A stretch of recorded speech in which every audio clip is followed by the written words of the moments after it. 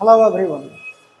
तो आज फिर से मेरे यूट्यूब चैनल ज्ञानोदय क्लासेस में आप सभी का हार्दिक स्वागत है। जैसा कि आप लोग शीर्षक में देख पा रहे होंगे, मैं फिर उसी चैप्टर को लेकर आया हूं जो अभी तक पूरा नहीं हो पाया है, और उस चैप्टर का नाम है भारत का संवैधानिक विकास। भारत का संवैधानिक विकास का मतलब है कि ब्रिटिश शासन काल के दौरान भारत में अंग्रेजों ने शासन चलाने के लिए कौन कौन से संवैधानिक या कानूनी नियम कानून लागू किए थे, उसी को भारत के संवैधानिक विकास के अंतर्गत पढ़ा जाता है। तो भारत के संवैधानिक विकास के अंतर्गत हम लोगों ने बहुत सारे अधिनियमों को देखा है, जिसमें आज हम लोग अगला अधिनियम देखेंगे 1813 ईस्वी का चार्टर है। 1813 ईस्वी में चार्टर अधिनियम। इससे पहले हम लोगों ने देखा 1793 ईस्वी का चार्टर अधिनियम। ठीक है, 1793 के बाद 1813 ईस्वी में आपका चार्टर अधिनियम आया, जिसके अंतर्गत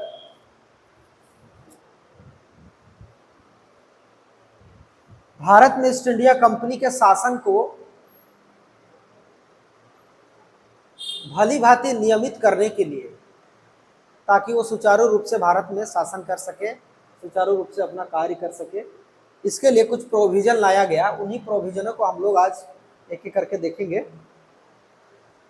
तो इस अधिनियम के अंतर्गत जो पहला प्रोविजन लाया था वो आया कि कंपनी का व्यापारिक अधिकार, कंपनी के व्यापारिक अधिकार को पुनः अगले 20 वर्षों के लिए बढ़ा दिया गया।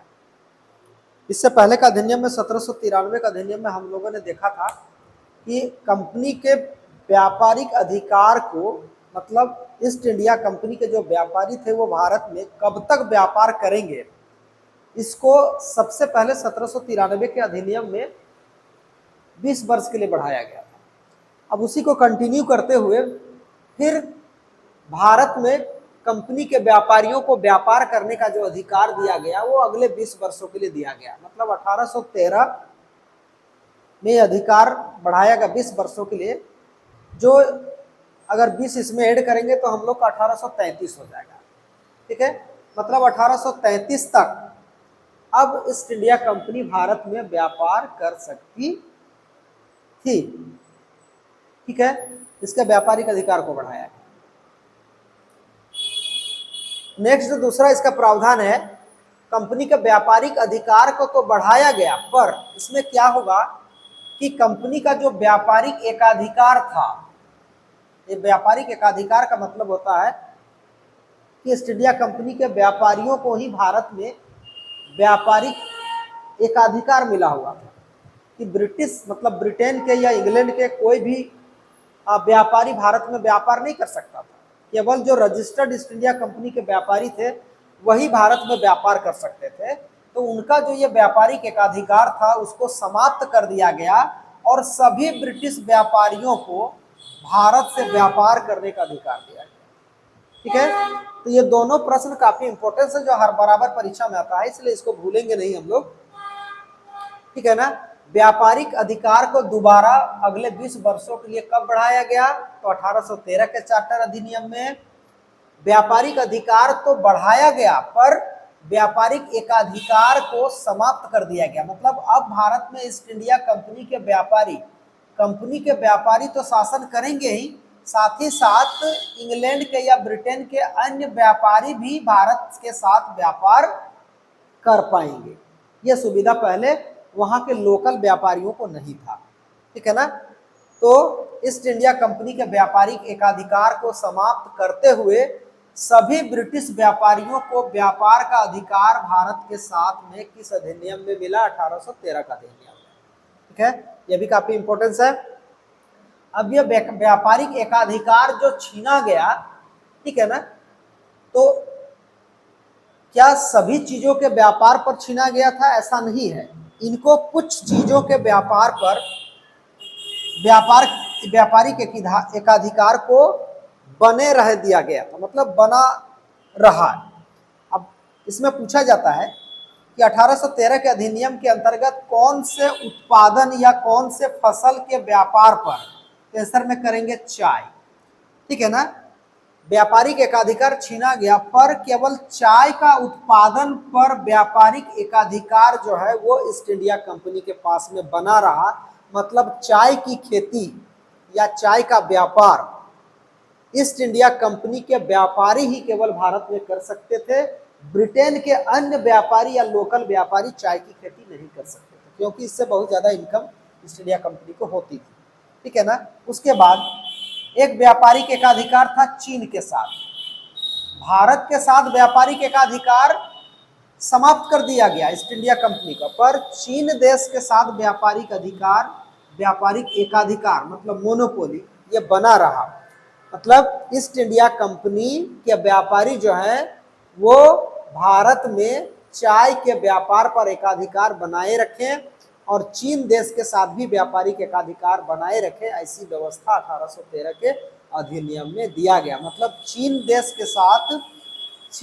के साथ कोई भी ब्रिटेन का अन्य व्यापारी व्यापार नहीं कर सकता था और चाय का व्यापार नहीं कर सकता था। ठीक है ना।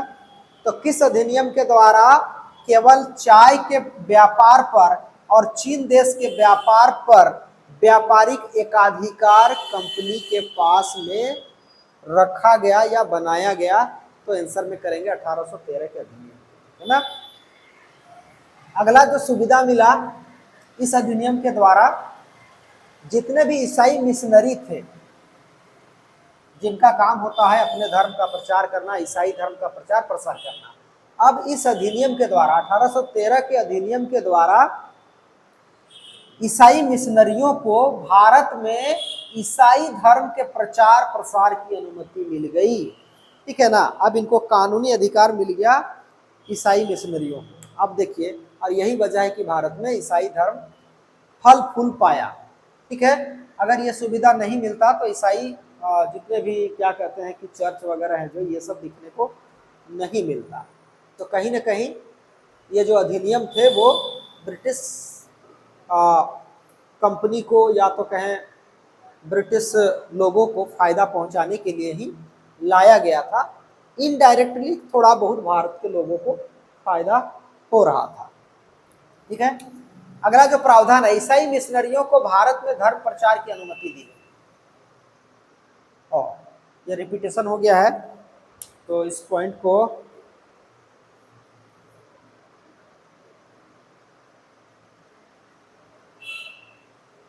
ठीक है। अब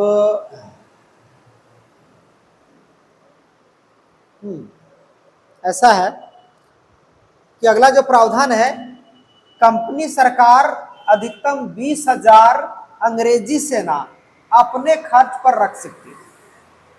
ठीक है ना। 1813 का अधिनियम में यह प्रावधान किया गया कि अब ईस्ट इंडिया कंपनी की जो सरकार थी उसे केवल 20,000, केवल नहीं सॉरी अधिकतम 20,000 सेना ही, मतलब 20,000 अंग्रेजी सेना अपने खर्च पर रख सकती थी।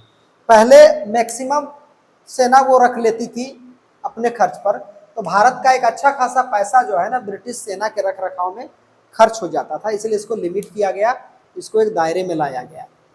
ठीक है। इस अधिनियम के द्वारा प्रथम बार भारत में कंपनी शासन की संवैधानिक स्थिति को स्पष्ट किया गया। संवैधानिक स्थिति का मतलब होता है कि कंपनी के शासन को एक संवैधानिक तरीके से शेड्यूल बना करके उसको लाया गया। ठीक है ना। और उसके व्यापारिक एकाधिकार को क्या कहते हैं कि स्पष्ट किया गया और थोड़ा सा उस पर नियंत्रण किया गया। ये जो व्यापारिक एकाधिकार जो छीना गया, ये आपका संवैधानिक स्थिति का मतलब होता है कि ऐसा नियम कानून बने जो सभी पर समान रूप से लागू हो, इसी को संवैधानिक स्थिति कहते हैं। ठीक है ना। इसमें एक पॉइंट छूट गया था जो आपका 5वां पॉइंट था, प्रथम बार भारत में शिक्षा के विकास के लिए 1 लाख रुपया वार्षिक बजट में रखा गया। ठीक है। अब चूंकि भारत में ब्रिटिश शासन था तो अंग्रेजों को भारत में शासन चलाने के लिए थोड़ा सा पढ़े लिखे भारतीयों की आवश्यकता थी, मतलब पढ़े लिखे कर्मचारियों की आवश्यकता